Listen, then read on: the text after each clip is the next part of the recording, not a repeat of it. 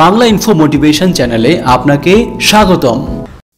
আপনার আদরের সন্তানের বয়স হয়তো এখনও কম, কিন্তু কয়েক বছরের মধ্যেই তার বয়স বাড়বে এবং সে আস্তে আস্তে বড় হতে শুরু করবে এবং একটা সময় তাকে একাই পথ চলতে হবে। তখন সে কি করবে? তাই আপনার শিশুর বয়স 10 বছর হওয়ার আগেই তাকে শিখিয়ে রাখুন কিছু জীবন দক্ষতা। মনে রাখবেন, জীবন চলার পথ শিশুর জন্য প্রস্তুত করে রাখা যায় না। তাই সে যেন ভবিষ্যতে স্বাচ্ছন্দ্যে এবং নিরাপদভাবে তার জীবন কাটাতে পারে, সেজন্য শিশুকে ছোট থেকেই প্রস্তুত করতে হবে।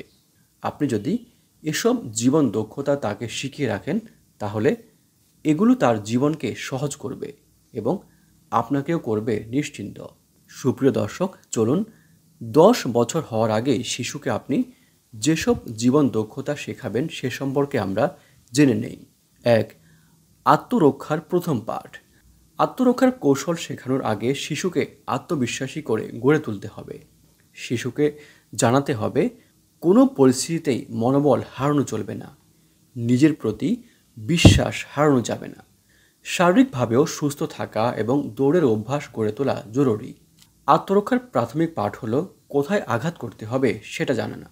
শিশুর জন্য সহজ হলো আক্রমণকারীর হাঁটুতে আঘাত করে দৌড়ে পালিয়ে যাওয়া। এছাড়া আক্রমণকারীর ঘাড়, চোখ, কান এবং নাকও সহজ লক্ষ্যবস্তু হতে পারে, যেখানে আঘাত করলে সহজেই কিছু সময়ের জন্য হামলাকারীকে বিভ্রান্ত করা যায় এবং ব্যস্ত রাখা যায়। 2. মানচিত্র শেখানো এবং দিক চেনানো। এটা ছোট বয়স থেকেই শেখানো যায়। শিশুর হাতে একটি গ্লোব দিয়ে দিন কিংবা ঘরের দেয়ালে টানিয়ে দিন বড় একটি বিশ্বের মানচিত্র। শিশু নিজে থেকেই অনেক কিছু শিখে যাবে। ছুটির দিনে কিংবা সময় পেলে তাকে নিয়ে বসে আপনি দিক চেনান। বাড়ির আশপাশের এলাকাগুলো চিনিয়ে রাখুন।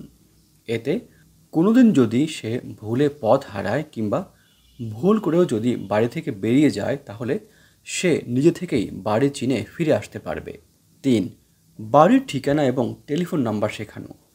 যখনই শিশু কথা বলতে শিখবে, তাকে বাড়ির ঠিকানা এবং মা বাবার টেলিফোন নাম্বার শিখিয়ে ফেলুন, যেন কোনো বিপদে পড়লে সে মা বাবার নাম এবং ঠিকানা কিংবা টেলিফোন নাম্বার বলতে পারে। 4. বিপদের বন্ধু চেনান। শিশুকে চেনান বিপদে কে তার বন্ধু হতে পারে। পুলিশের পোশাক, র্যাব বা সেনাবাহিনীর পোশাক চেনান। কখনো ভিড়ের মধ্যে আপনাকে খুঁজে না পেলে সে যেন পুলিশ দেখে আইনশৃঙ্খলা রক্ষাকারী বাহিনীর সদস্যদের কাছে যেতে পারে এবং তাদেরকে বিপদের কথা বুঝিয়ে বলতে পারে, সে সম্পর্কে তাকে শেখান। 5. না বলতে শেখান। আপনার শিশুকে না বলতে শেখান, যেন মনের বিরুদ্ধে গিয়ে কেবল সমাজের চাপে তাকে কোনো সিদ্ধান্ত না নিতে হয়। ছোটবেলা থেকেই এই অভ্যাস গড়ে তুললে বড় হয়েও সে স্বাধীনভাবে নিজের সিদ্ধান্ত নিতে পারবে। 6. প্রাথমিক চিকিৎসা। খেলতে গিয়ে কেটে ছিঁড়ে গেলে কিংবা বন্ধুর হাত পা কেটে গেলে শিশু যেন আতঙ্কিত না হয়ে পড়ে, প্রাথমিক চিকিৎসা দিতে পারে, সেজন্য তাকে প্রাথমিক চিকিৎসার ব্যাপারে জ্ঞান দিন। স্যাভলন বা অ্যান্টিসেপটিক দিয়ে ক্ষতস্থান পরিষ্কার, ব্যান্ডেজ বাঁধার মতো সহজ কাজগুলো শিখিয়ে দিন। তাকে শেখান হাত কেটে গেলে তা ব্যান্ডেজ করে যেন উপরের দিকে তুলে রাখে, আর ঠিক কতটুকু ব্যথা পেলে কিংবা কেটে গেলে দ্রুত বড়দের সাহায্য নিতে হবে তাও বুঝিয়ে বলুন। 7. অর্থ ব্যবস্থাপনা। শিশুকে অর্থের মূল্য শেখান। তার হাত খরচ বা ঈদের সালামি যেন যে কোনো ভালো কাজে ব্যয় করতে পারে সেটা শেখান। অযথা খেলনা বা খাবারে অর্থ খরচ না করে কিভাবে অর্থের সর্বোত্তম ব্যবহার করা যায়, টাকা জমিয়ে শখের জিনিস বা প্রয়োজনীয় জিনিস কেনা যায়, সে শিক্ষা তাকে দিন। 8. রান্নাঘরের ছোটোখাটো কাজ। আজকাল বাজারে শিশুদের ব্যবহারের জন্য প্লাস্টিকের ছুরি পাওয়া যায়। সেসব ব্যবহার করে টুকটাক সবজি কাটা, স্যান্ডউইচ বানানো। 7 বছর বয়সের পর মাইক্রোওয়েভ ওভেন ব্যবহার করা তাকে শেখাতে পারেন। কোনোদিন বাবা মা বাড়িতে না থাকলে সে যেন ফ্রিজ থেকে খাবার বের করে গরম করে খেতে পারে বা নিজেই বড় পাত্র থেকে ছোট পাত্রে খাবার নিয়ে খেতে পারে, সেটুকু তাকে শিখিয়ে দিন।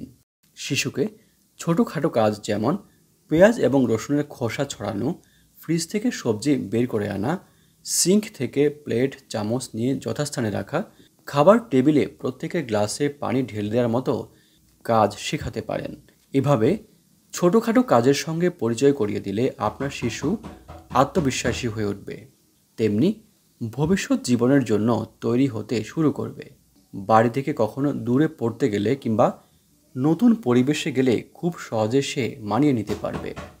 বয়স 10 বছর হওয়ার আগে শিশুকে যেসব জীবন দক্ষতা শেখাবেন এ নিয়ে সাজানো আজকের পর্বটি এখানেই শেষ হলো।